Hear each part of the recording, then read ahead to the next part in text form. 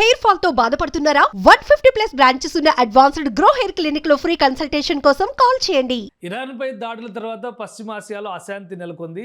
రాబోయేటువంటి 40 రోజులు తమ సుప్రీం కమాండర్కి హత్యకి ప్రతీకారం తీర్చుకుని తీరుతామని ఇరాన్ ప్రకటించింది. అసలు ఏం జరగబోతోంది? పశ్చిమాసియాలో ఈ అలజడి మరింతకాలం కొనసాగుతుంది. దీనిపైన మాట్లాడేందుకు ఇంటర్నేషనల్ అఫైర్స్ నిపుణులు రమేష్ కన్నిగంటి గారు ఉన్నారు.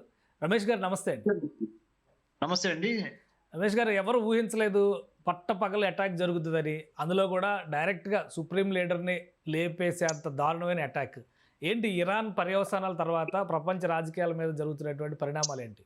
తప్పకుండా మనం గమనించాల్సింది, ఇరాన్కి సంబంధించిన proxy organizations, extremist organizations, Hezbollah, Houthi rebels from Yemen and Hamas, ఈ మూడింటిని యాక్టివేట్ కాకుండా చేసుకోవాలి. ఈ మూడు కనుక యాక్టివేట్ అయితే ప్రపంచంలో చాలా చోట్ల అమెరికన్ బేసిస్ మీద ప్రపంచంలో ఉన్న యూదులు అంటే జూయిష్ పీపుల్ మీద తీవ్రమైన దాడులు ఎదుర్కోవాల్సిన అవసరం ఉంటుంది. అమెరికన్స్ ఇటు జూయిష్ అంటే ఇజ్రాయలీ పీపుల్.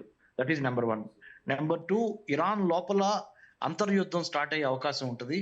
ఇరాన్ లోపల ఐతుల్లా ఖొమైనీ మరణించిన తర్వాత ఆయన్ని దేవుళ్లాగా చూసే వర్గం ఒకటి ఉంటే, ఆయనకి వ్యతిరేకంగా కొంతమంది యువత ఉన్నారు అనేది ఒక అంచనా.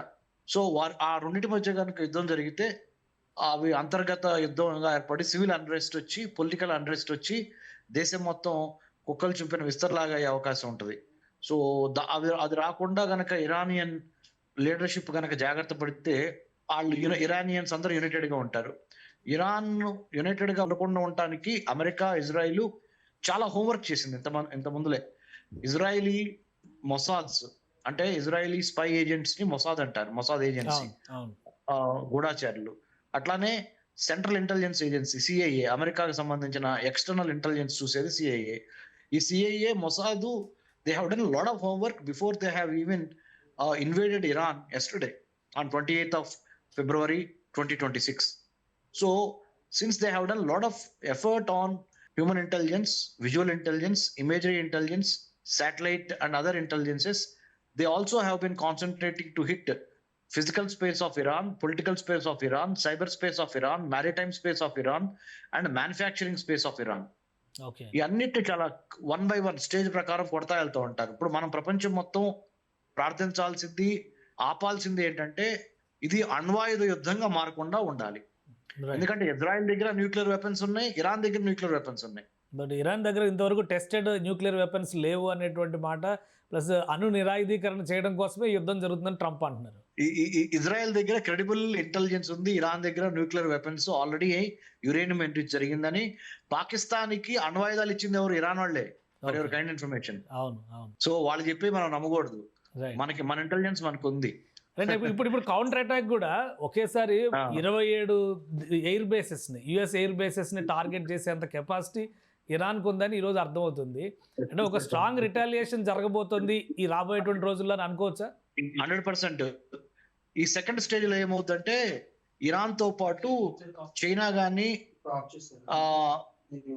పాకిస్తాన్, చైనా, నార్త్ కొరియా, తర్వాత రష్యా, ఇవి గనక ఇరాన్ కి మద్దతుగా, అమెరికాకి వ్యతిరేకంగా, ఇజ్రాయెల్ కి వ్యతిరేకంగా ముందుకు వస్తాయా అనేది మనం అదొక యాంగిల్ ఉంది. ఆ యాంగిల్ రాకుండా ఉంటే బాగుండు. ఆ యాంగిల్ కనుక వస్తే మూడో ప్రపంచ యుద్ధమే. కానీ ఆ పాసిబిలిటీ ఉందా? Russian president already Putin security council permanent members అందరితో వీడియో కాన్ఫరెన్స్ కండక్ట్ చేస్తారని చెప్పి ఒక ఇన్ఫర్మేషన్ వస్తుంది. అలాంటి పాసిబిలిటీస్ ఏమైనా ఉన్నాయి? ఒక స్టాండ్ ఓపెన్ గా తీసుకునేటువంటి ఛాన్సెస్ పుతిన్ తీసుకుంటే ఆశ్చర్యపోవక్కర్లా, కానీ చైనా వాళ్ళు తీసుకోరు. ఎందుకంటే చైనాకి అమెరికాకి మధ్య లాట్ ఆఫ్ ట్రేడ్ కి సంబంధించి, బిజినెస్ కి సంబంధించి చాలా గట్టి రిలేషన్స్ ఉన్నాయి. యుద్ధానికి వెళ్తే ఇద్దరు నష్టపోతారని ఇద్దరికి తెలుసు. కాబట్టి చైనా ఇండైరెక్ట్ గా సపోర్ట్ చేస్తుంది, రష్యా అవుట్ రైట్ గా సపోర్ట్ చేసే అవకాశం ఉంది ఇరాన్ ని. సో ఇప్పుడు ఇరాన్కు ఉన్నటువంటి వెపనరీ కూడా ఇరాన్ సొంతగా డెవలప్ చేసింది కాదు, చైనా, రష్యా స్పాన్సర్డ్ అనేటువంటి అభిప్రాయం వస్తుంది. అటువంటి పాసిబిలిటీస్ ఉన్నాయా? 100%. సో ఇంకొక విషయం, ఇండియాతో కంపేర్ చేసుకుని మనం చూసినప్పుడు అటు ఇరాన్ పక్కనే ఉన్నటువంటి ఆఫ్ఘనిస్తాన్, పాకిస్తాన్ మధ్య యుద్ధం నడుస్తుంది. ఇండియాకి అటు ఆఫ్ఘనిస్తాన్తోనూ సత్సంబంధాలు ఉన్నాయి, ఇరాన్తోనూ సత్సంబంధాలు ఉన్నాయి. ఈ యుద్ధ ప్రభావం ఇండియా పైన ఎలాంటి ఎఫెక్ట్ చూపించే అవకాశం ఉంది? మనం ఇంకొక ప్రార్థన ఏం చేయాలంటే, ఈ స్ట్రైట్ ఆఫ్ హర్ముజ్ అంటే గల్ఫ్ ఆఫ్ ఒమెన్, ఇరాన్ కి ఒమన్ కి మధ్య ఉన్న ఈ స్ట్రైట్ ఆఫ్ హర్ముజ్ అనే జలసంధి క్లోజ్ కాకుండా చూసుకోవాలి. క్లోజ్ అయితే మాత్రం చాలా ఇబ్బందుల్లోకి వెళ్ళిపోతాం. చాలా షిప్పింగ్ లైన్స్ అవన్నీ ఇబ్బంది అవుతుంది. ఈ ఎఫెక్ట్ యుద్ధంగా మారే అవకాశం లేదంటారా? పాకిస్తాన్ ఆఫ్ఘనిస్తాన్ మధ్య ఉన్నటువంటి యుద్ధ వాతావరణం కూడా ఈ ఎఫెక్ట్ వలన అక్కడ తీవ్రత పెరిగేటువంటి అవకాశం ఏమైనా ఉందంటారా? ప్రతి ఆపర్చునిటీని ఉపయోగించుకోవాలని పాకిస్తాన్ చూసిద్ది. సో మనం కూడా చాలా జాగ్రత్తగా ఉండాలి. ఇండియా కూడా పాకిస్తాన్ కి జరుగుతున్నది ఫ్లేరప్ అయ్యి మన జమ్మూ కాశ్మీర్ దాకా రాకుండా మన బోర్డర్స్ 3,323 కిలోమీటర్ల బోర్డర్ ఉంది ఇండియాకి పాకిస్తాన్ కి మధ్య. 3,488 కిలోమీటర్ల బోర్డర్ ఉంది ఇండియాకి చైనాకి మధ్య. మనం జాగ్రత్తగా కాపాడుకోవాలి. 4,000 కిలోమీటర్ల బోర్డర్ ఉంది ఇండియాకి బంగ్లాదేశ్ కి మధ్య. ఇవన్నీ కాపాడుకోవాలి. 15,000 కిలోమీటర్ల ల్యాండ్ బోర్డర్స్ ఇండియా చుట్టుపక్కల ఉన్న దేశాలతో కాపాడుకోవాలి. మళ్ళీ మనకి 11,098 కిలోమీటర్ల కోస్తా తీర ఉంది, కోస్టల్ బోర్డర్ ఇండియాకి. దాన్ని కాపాడుకోవాలి. ఆయిల్, న్యాచురల్ గ్యాస్ షిప్పింగ్ వీటన్నిటిని కాపాడుకోవాలి. రైట్. ఇప్పుడు జమ్మూ కాశ్మీర్ టాపిక్ తీశారు కాబట్టి ఇరాన్లో ఖమేనీ హత్య తర్వాత జమ్మూ కాశ్మీర్లో కూడా షియా నేతలు ఇరాన్కి మద్దతుగా ప్రకటనలు చేస్తున్నారు. జమ్మూ కాశ్మీర్ రాజకీయాలపైన కానీ భారత అంతర్గత రాజకీయాల విషయంలో కానీ ఇది ఏమైనా ప్రభావం చూపిస్తుందా? ఇరాన్ కి భారతదేశం మనం చూసినప్పుడు 100% సైజబుల్ షియా ముస్లిమ్స్ ఇండియాలో కూడా ఉన్నారు.